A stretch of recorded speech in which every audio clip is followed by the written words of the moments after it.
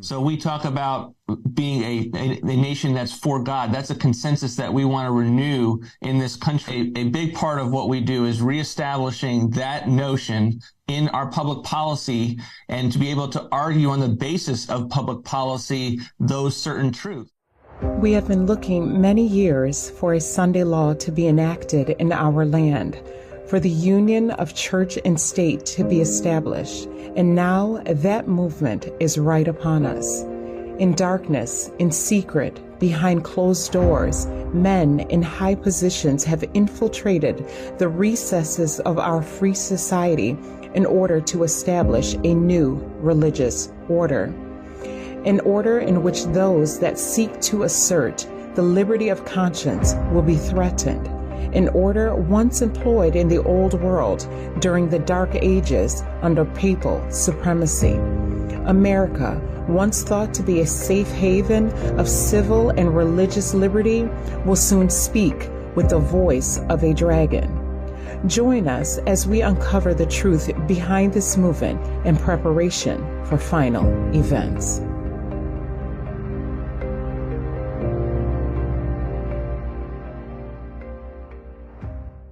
This 920-page document would usher in the most conservative executive branch in modern American history, if enacted. It's called Project 2025. Its pages offer new administrations a blueprint for executing a right-wing agenda. Former President Donald Trump has distanced himself from Project 2025. Number one, I have nothing to do, as you know, and as she knows better than anyone, I have nothing to do with Project 2025.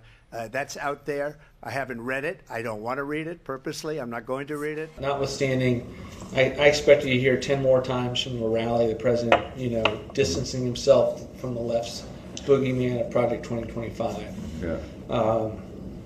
And you're not worried about that? I'm not worried. He's very supportive of what we do. He's been at our organization. He's raised money for our organization. He's blessed it. Heritage does such an incredible job, and they're going to lay the groundwork and detail plans for exactly what our movement will do and what your movement will do when the American people give us a colossal mandate to save America. And that's coming. That's coming. For as many times as Donald Trump tried to distance himself from Project 2025, the issue was always that Donald Trump is not someone who pays close attention to the details of policy and to policy proposals. It was always up to other people who were going to implement a lot of the things that he wanted to do or to implement their own agendas once they were empowered by him. The president-elect tried to say repeatedly he didn't even know the people who wrote it, but he clearly does, because there are at least 6 people so far that he has named to be in his administration who authored chapters or contributed in some way to Project 2025. That includes Russ Vought. It also includes Tom Homan, who will be his border czar within the White House, John Ratcliffe to lead the CIA, as well as Brendan Carr, who wrote a chapter for Project 2025. Trump has named him to lead the Federal Communications Commission. The people who wrote Project 2025 are writing down what it is they want to do, and those are likely to be people who could then serve in Trump's administration. As mentioned in the previous segment, President-elect Donald Trump is not one that pays particular attention to policies and policy proposals. This is left to his administration. This point is confirmed in the following segment, as implied when Russ Vought, Trump's newly re-elected OMB director, acknowledges the fact that the Heritage Foundation's policies, process, and politics are ready for implementation once the president takes office. Turning now to another side of Trump's cabinet. For the Office of Management and Budget, the president-elect has chosen Russell Vought. Vought previously led that office for part of Trump's first term. He is also a co-author of Project 2025, the controversial Heritage Foundation blueprint for a second Trump term. Now, OMB, us wonks know that's the Office of Management and Budget, but what exactly does that agency do? Anything that's a whole of government execution, this is really the management tag, anything that's whole of government involving multiple cabinet agencies, we would have a hand in making sure the president's prerogatives are being championed through the bureaucracy. Well, it's that experience, along with some other of your attributes, that excites me that you're such a vital part of Project 2025, which is a conservative movement-wide effort to prepare the next president, whoever he or she ends up being. And I'll let you talk about the real nuts and bolts of that. But how does the promise of that thus far, I mean, we're still a year and a half out, compare with your experience in the first years of the Trump administration, which was well-meaning with a wonderful leader, but I don't think the movement was really prepared to prepare him for what he had to confront. So what we're trying to do in this project is to say, let's take all the know-how that we have and build it into the actual plans so that an individual can show up on day one and do it and have the policy, the process, and the politics all figured out. The basis of the plan is public. You can see that at project2025.org. There are parts of the plan that we will not share with the left. The executive orders, the rules and regulations, just like a good football team, we don't want to tip off our playbook to the left. But the real issue is that Donald Trump himself is going to leave a lot of the governance of the federal government to other people. And this is those people, a lot of those people saying, here's what I want to do with that power. In the following segment, we will see clearly Russ Vought's aims and objectives as reflected in Project 2025's policies and executive orders to shape public policies with a Christian worldview. And one of those correctives is that we're a nation under God. So we talk about being a nation that's for God. That's a consensus that we want to renew in this country, that we have religious liberty, but it cannot come from this notion that a country isn't understanding the reality that it has to obey God, and there is only one true God, and that is Jesus Christ our Lord. You hit upon the first priority of our organization is to regain a notion in this country, a consensus that we're not a secular country, that we are a Christian nation as founded, and that should be shared by everyone, even if they have religious liberty for another faith. But that to the extent that you don't have that consensus, you have a culture and a nation that just disintegrates. So I want to make sure that we can say we're a Christian nation, and my viewpoint is mostly that I would probably be Christian nationism.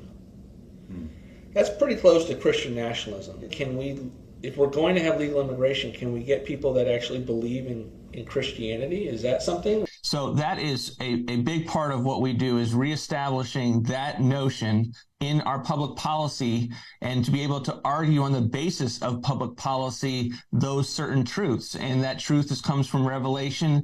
And that doesn't mean that everyone agrees with it, but can we at least have Christians in the public policy realm that argue from their perspective that they hold, as opposed to kind of this Christian secularism. And all I'm saying is that we were meant to be a Christian nation. We should be a Christian nation. We should provide religious liberty for everyone in this country to practice their faith. But that the Constitution, the system doesn't work. Western civilization does not work without the underpinnings of a Judeo-Christian worldview that is the bedrock for all of our laws. So it is not unnatural for Christians to be a part of the political sphere, the public square, and to say, this is what I believe, this is the bedrock for which I believe it, and to have it reflected in our laws, in just policies. We love individual rights. Individual rights flow from a creator, but individual rights have to be understood within healthy laws and just societies. And that's one of the reasons we sent the Center for Renewing up, because we looked at the last 40 years of our country, even on the conservative right, and said, you know what, we are godless.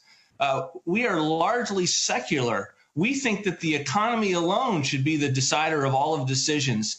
And that ultimately is not an inspiring worldview to rally the country to. That's how we have lost our country, is when the people who believe in God, believe that that God is the measure of all things and not man is the measure of all things, which is really the continental divide between right and left. When you have the right unwilling to articulate what it means to be a nation under God, that is a corrective that you have to emphasize a little bit, even if it gets you called names. Go into the public sphere, go into the public square with love for your community and your nation, and do your best to have the laws reflect what we know to be true. In the following segment, Kevin Roberts and the other proponents of Project 2025 outline in detail a key policy they seek to implement. to codify the quote-unquote Christian Sabbath on Sunday through labor laws. What's that cause? Our recent explication, or one recent explication you might have seen, you might have even signed, called for, quote, restoring to our nation a proper public orientation toward the virtues of patriotism and courage, honor and loyalty, religion and wisdom, congregation and family, man and woman, the Sabbath and the sacred, and reason and justice. Taking us well down the road to theocracy was a huge feature of Project 2025, and it did it in so many different ways. So they have provisions in there to effectively codify the Christian Sabbath on Sunday by penalizing employers, forcing them to pay overtime if an employee is asked to work on the Christian Sabbath. Today I had on a very dear friend, someone who's been, I think, a mentor and really helped shepherd me into life in DC in a pretty big way. We had on Jonathan Berry, who's a partner with the Boyd & Gray and Associates law firm. Conversation largely inspired by this here document. I'm holding it up on the YouTube video. What it is, though, is the Department of Labor and Related Agencies chapter in Pillar 1 of the Heritage 2025 Presidential Transition Project Policy Book. The proposal that's in our book is amending the basic federal overtime law, Fair Labor Standards Act, to require that overtime be paid for all work done on the Sabbath.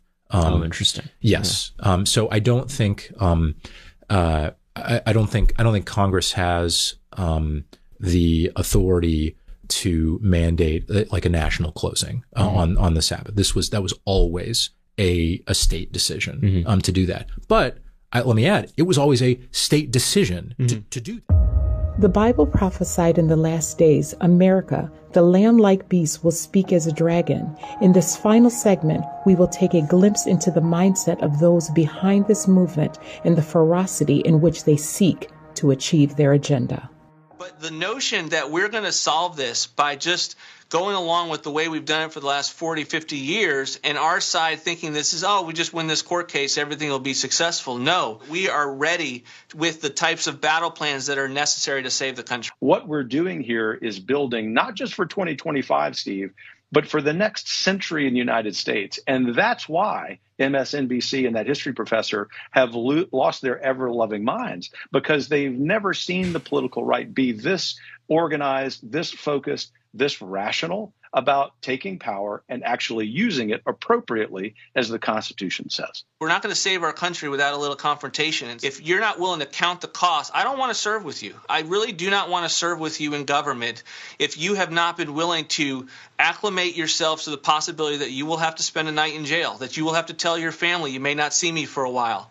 That is the only mentality that we will save our country. And when we all start understanding it, that courage is contagious, we will have an army of people that are ready for the conflict that is coming with regard to what the left will throw at us and the types of policies and proposals, all constitutional, that are necessary for us to stand in the breach. America cannot and will not survive. Otherwise, our time calls for an American crusade, yes, a holy war for the righteous cause of human freedom. And if we don't crusade a holy war, a righteous holy war for freedom, we're not going to save it. I come full circle on this response and just want to encourage you with some substance that we are in the process of the Second American Revolution, which will remain bloodless if the left allows it to be.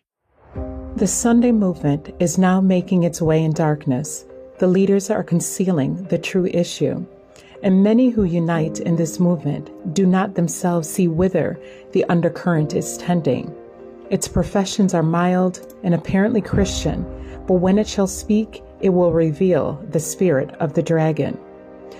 The time is not far distant when the world will be compelled to worship on Sunday, which is the mark of the beast. The Sabbath will be the greatest test of loyalty, for it is the point of truth especially controverted. When the final test shall be brought to bear upon men, then the line of distinction will be drawn between those who serve God and those who serve him not. Jesus said, "If ye love me, keep my commandments, for blessed are they that do his commandments, that they may have right to the tree of life, and may enter in through the gates into the city. Therefore, remember the Sabbath day to keep it holy. 6 days shalt thou labor and do all thy work, but the seventh day is the Sabbath of the Lord thy God."